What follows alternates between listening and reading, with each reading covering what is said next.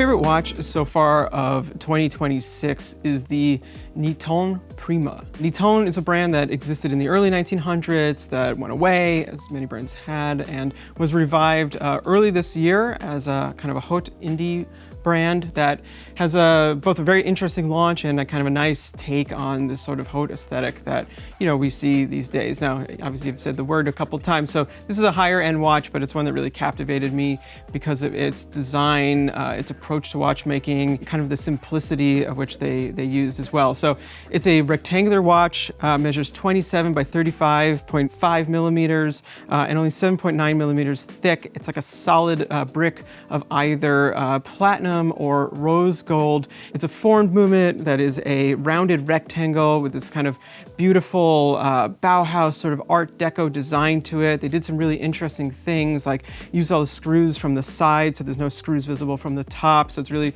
just aesthetically appealing.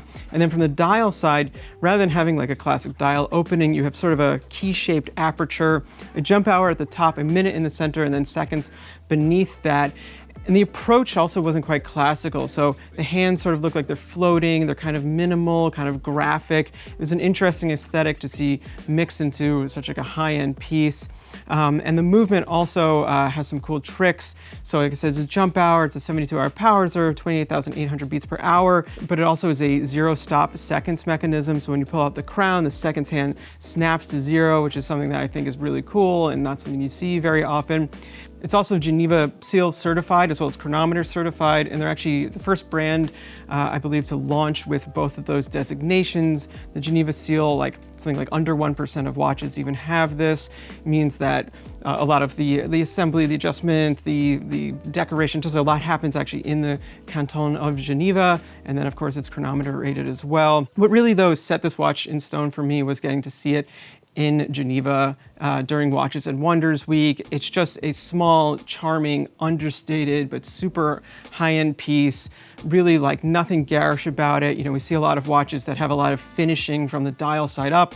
Always super impressive and beautiful. I'm a sucker for that stuff as well, but this went a different route. Really put kind of the engineering on the inside, and you know, it's a watch you wouldn't necessarily notice unless you're in the know. It looks just very graphic and simple, and that's just something I really appreciate. And especially at the price point, these are like north of $55,000, very limited production as well. And it's just nice to see something that was so well considered technically and aesthetically, but then also just so subdued as well. My favorite watch of 2026 so far is the Baltic and Space One Seconde Major. We saw this watch for the first time in Switzerland early this year during Watches and Wonders Week. Baltic and Space One were exhibiting during the various fairs in Geneva during Watches and Wonders Week. And we had been hearing about this collaboration for some time, rumors about what they were making, but we hadn't actually seen the watch until earlier this year. And we were, all of us, immediately very impressed by it. I loved it pretty immediately. This has an aesthetic that I really enjoy, an open dial design, a regulator style layout with exposed mechanics, and just a really beautiful, well-proportioned case. It just immediately struck me. What is really cool about this watch is that it doesn't feel like either a Baltic or a Space One in the traditional sense as we've come to know them. It somehow is like a meeting of the two brands, you know, right in the middle of both of their aesthetics and what they're about. And I also think it's probably the best watch that either Baltic or Space One has probably ever made, which is saying something because in the relatively short time Space One has existed, they've made some really impressive watches that I've loved quite a bit, and obviously Baltic has been around for a while now and has a string of great releases to their credit. This is, on the one hand, a very adventurous Baltic watch. It's definitely a lot more avant-garde and visually arresting, I think, than any other watch they've ever made. And by the same token, it's probably the most conservative watch that Space One has ever made. It's not in an unusual kind of like avant-garde case shape, which is sort of what they've become known for. In addition to their interesting mechanics, they made watches that look like spaceships and so forth. And this is just like a normal watch, but it's also not just a crazy Space One in a normal Baltic case. It somehow transcends that in a way.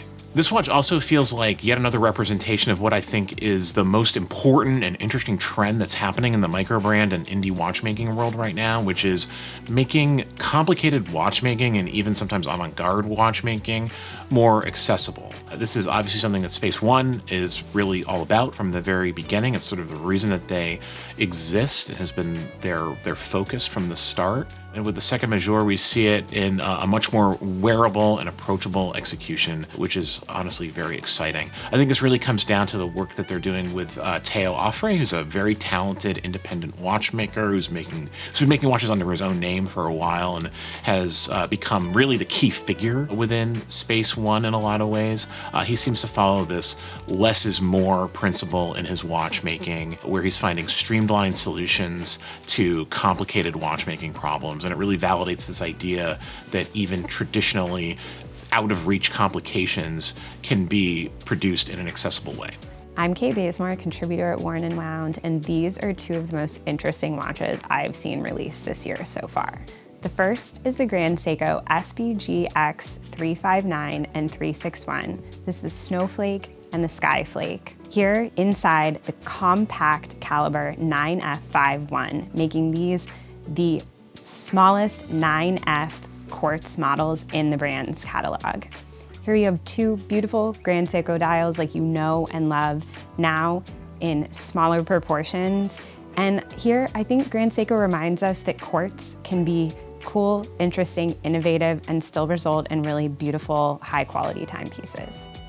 This one came at Watches and Wonders from Zenith, the GFJ in tantalum. When you look at the materials of this watch, black onyx, mother of pearl, tantalum, and diamonds, it sounds really opulent, but actually the execution is beautifully subtle.